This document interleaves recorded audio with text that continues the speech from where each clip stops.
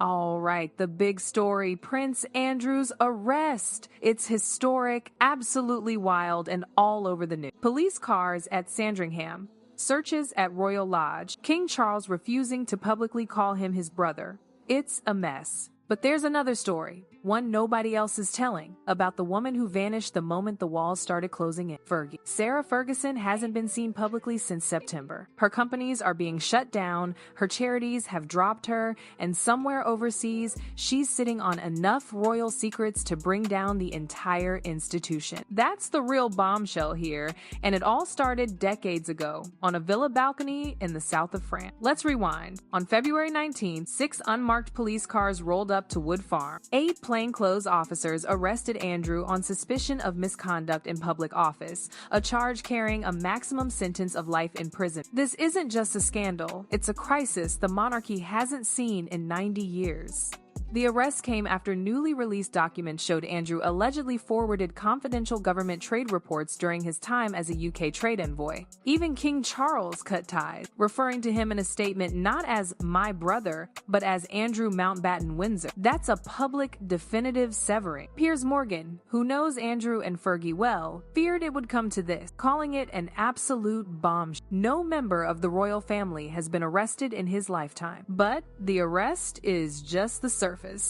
Underneath it, 3 women's lives just changed forever, and one of them, Fergie, saw it coming decades ago. So, where is Sarah Ferguson? Nobody seems to know. She was last seen in September 2025. Reports have placed her in the French Alps, then the UAE, then Doha, Qatar. No fixed address, no public comment, and crucially, no appearance alongside Andrew when he was arrested. This is a woman who lived with her ex-husband for nearly 20 years after their divorce, through every scandal. For her to be absent for this biggest moment of all, it's suspicious, to say the least.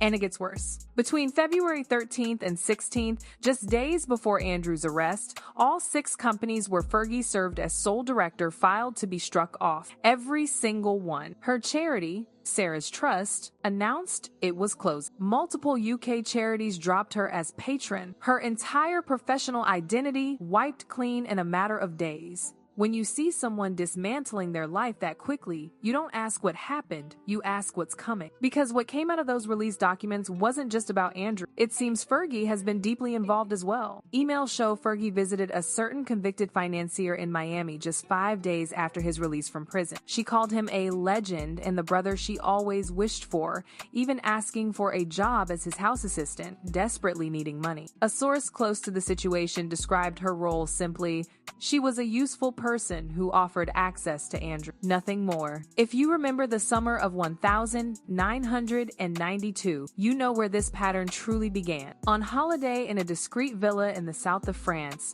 photographs of Fergie with her financial advisor John Bryant destroyed her royal standing. Princess Beatrice, then 4, and Princess Eugenie, just 2, were at that same villa. Prince Philip reportedly threw the newspaper at her at breakfast, and Princess Margaret wrote that Fergie had done more to bring shame on the family than could ever have been imagined. This wasn't a one-off. It's a pattern. 1992, the villa photos. 2010, the cash for access stink. 2019, Andrew's disastrous interview. 2022, the confidential settlement. And now, 2026, the arrest. That's 34 years of the same family, the same pattern, different chapters of a book nobody wanted to read. The royal family absolutely needs to distance themselves from Andrew. He doesn't seem to care about the country, the monarchy, or the implications of his behavior. After 3 decades of scandal and humiliation, you have to wonder if Fergie and Andrew ever truly separate. Or was their divorce just paperwork, while they kept operating as a unit behind closed doors? Caught right in the middle of all this are Beatrice and Eugenie, 2 women who didn't choose any of it. They spent their adult lives trying to build something separate from their parents' chaos. Beatrice launched a consultancy. Eugenie works in the art world. Both are married with children, and according to royal sources,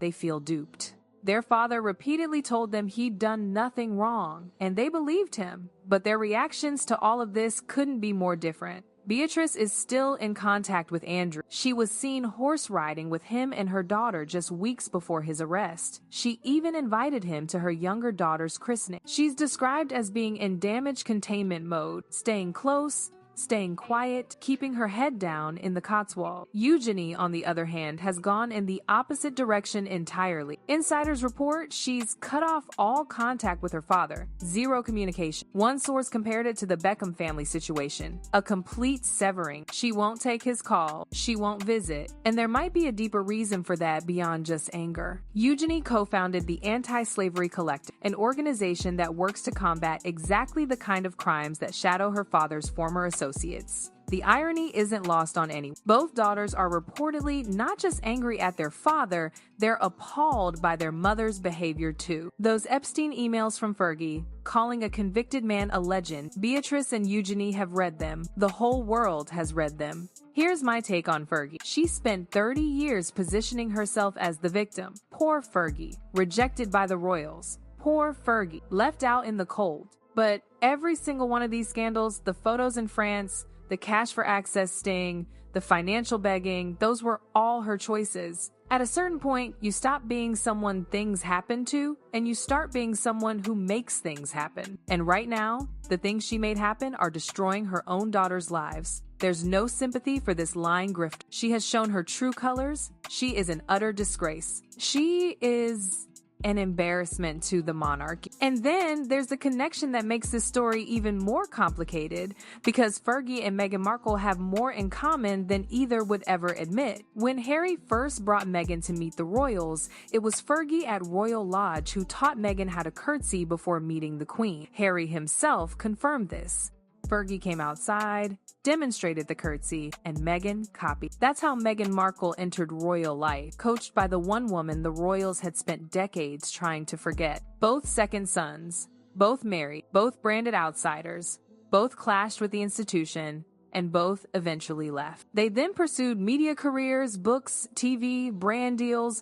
A royal commentator noted last year that Meghan's post-royal path mirrors Fergie's. Fergie even admitted in 2019 to relating to Meghan, understanding the pressure, but by 2023, she barely knew her. Funny how quickly things change. Even the cousin relationships have fractured. Eugenie, once Harry's closest royal relative, the first to meet Meghan, and a double dating partner in Toronto, even appeared in the Sussexes' Netflix series. Yet, sources now say the York sisters have pledged allegiance to the royal family and haven't communicated with the Sussexes in a while. The friendships that once connected these families are simply gone. Meghan, who spent years claiming she wasn't protected by the institution, has been remarkably quiet about the arrest of the one man they actually did protect for years. You'd think this would be her moment to speak, but no, silence. Because silence, when the spotlight is on someone else's scandal, is also a strategy. Let the fire burn elsewhere while your own headlines fade. I'll let you decide who taught her that trick. Royal biographer Tom Bower, who penned books on both the Sussexes and the royal family, calls Andrew a congenital liar and demands his permanent exile. Bower warns of more damaging material yet to surface. Andrew Loney, who fought for access to Andrew's trade envoy records, labeled him a complete narcissist who views himself as the victim. Even William and Catherine saw through Andrew years ago, considering him a joke within the family. Paul Burrell, Princess Diana's butler, found Andrew entitled and pompous, but his warning was darker. Andrew has gone rogue, and this isn't the end. Royal historian Ed Owens went further, calling this the worst crisis for the British monarchy since the 1936 abdication. That's not just commentary. That's a verdict. This brings us to the question no one in the palace wants to ask. If Fergie has no home, no companies, no charity, no title, no protection, and 30 years of royal secrets, what stops her from talking? That's the real danger. And it's not coming from a police custody scene. One expert stated it plainly. Fergie could sell herself to the highest bidder. She knows where the skeletons are buried. She's been evicted from Royal Lodge. Andrew left in early February, and she's been told to find her own accommodation. Sources describe her as being in a housing crisis with no permanent offer. A woman who lived in a 3-0-room mansion is now reportedly considering a 1-bedroom annex on her daughter's property. Consider that. A woman with nothing left to lose, carrying decades of first-hand knowledge about the monarchy. She witnessed Charles and Diana's marriage breakdown. She was there when Andrew was at his most powerful and reckless. She watched the institution close ranks, protect its own, and throw everyone else to the tabloids.